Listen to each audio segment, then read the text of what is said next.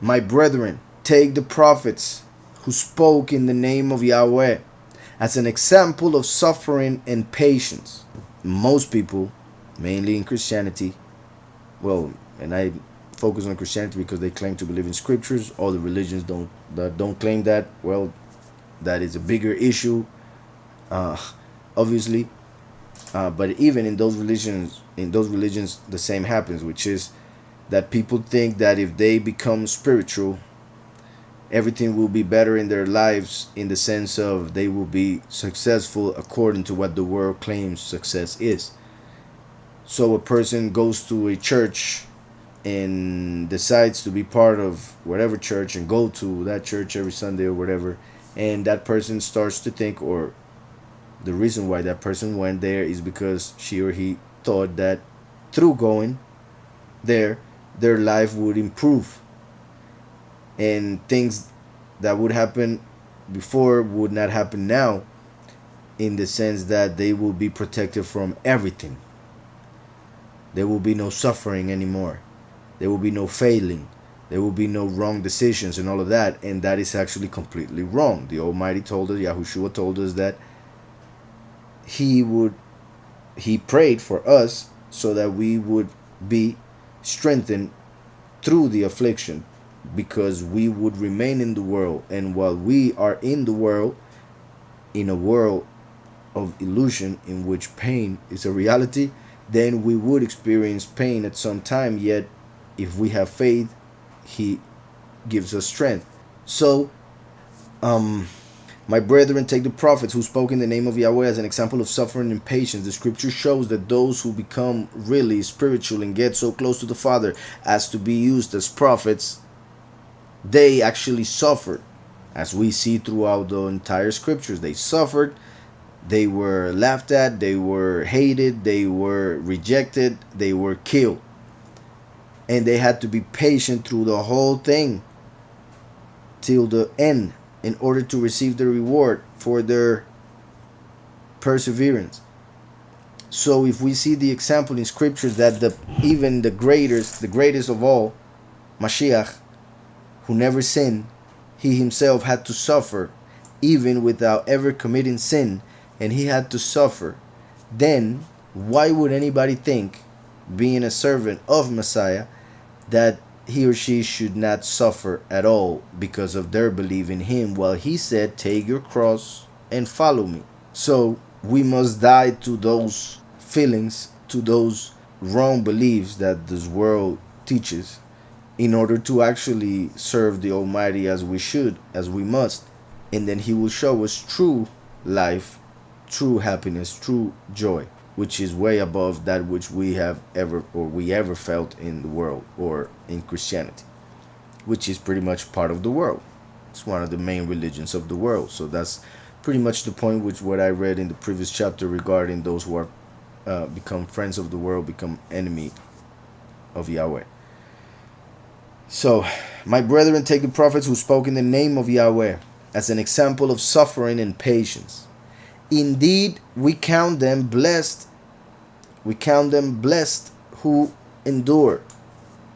You have heard of the perseverance of Job and seen the end intended by Yahweh.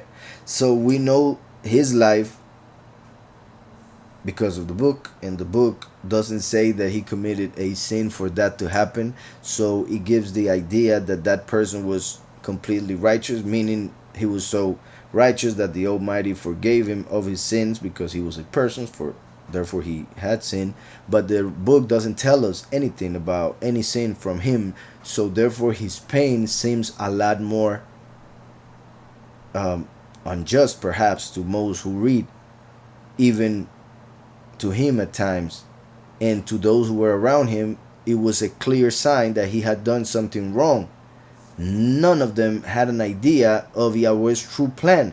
That's why it is written that his thoughts are way above our thoughts. His will is way above what our will may be. Meaning, whatever we think we want, and whatever we think that that which we want will do for our lives, is so far away from the greatness and the joy and the happiness and the fullness that we receive from the Father. So, as I was saying, Job had no idea, but he knew that he had not done anything in order to bring so much pain. So he has even in his mind that the Almighty made a mistake. His supposed friends blame him of being sinful, and that's why that is happening to him. And then one who was younger than all of them is sent by the Almighty to put them in their place and tell them really that they were all wrong, and that the Almighty was working on Job in a way so that they would see the power of the Almighty in a greater way, and Job would get to know the Almighty in a closer way. That's why he says that he had heard about the Almighty, but now his eyes saw the Almighty. So one thing is to have heard and to follow a religion because you have heard about it, and another thing is to live it, to experience even something close to the sacrifice of Mashiach, which Job went through some hard pain, even though he was not killed. But my point is the pain that he felt without being told of a sin. So the fact that Job was able to go through all of that and remain faithful, and also something else I wanted to say, the fact that Job comes from Bosra. He was the king of Bosra, and Bosra is a place that means sheepfold, like the sheepfold that Yahweh comes to take in Micah, the book of Micah, chapter 2, at the end. Yahweh says that he will gather the chosen few like sheep from Bosra. In Isaiah 63 it says that he comes from Bosra, dressed in red. So the book of Job is a representation of the second coming, in the sense that somebody who is seen as a Gentile goes through a lot of pain. Everybody, even his close people, tell him that he did something for it, that he deserves it. He is wondering why that would happen, even though he was serving the Almighty. And then Elihu, who represents Eliyahu, appears and actually says that no, what he was going through was for the plan of the Almighty to be fulfilled, meaning recognizes him as the witness like Moshe, meaning Job in the book, Elihu, and Job like Eliyahu, and the witness like Moshe. So we are given here an example right after talking about the early and latter rain, first and last, about the salvation that comes from the Father and the judgment.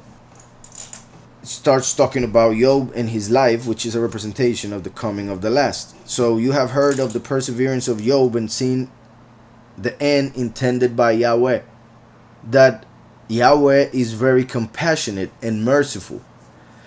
That is the point of the book. But a lot of people get focused on the pain and get lost in it and are led by their evil hearts to believe that the Almighty is evil for allowing that to happen to Job, not understanding that there are so many other circumstances that they are not seeing, even that are not in that book, and obviously not reading the whole book in context and understanding the point of it, which everybody should take. Like, everybody should read that book and in one way see that whatever they're going through is not like it, so they should feel better just like that. But other than that, they should realize that whatever they're going through, even if it's just like Job, it will end up good if you really love the Almighty. It would actually be for your good. So indeed count them blessed. We already read the part that Yahweh is very compassionate and merciful.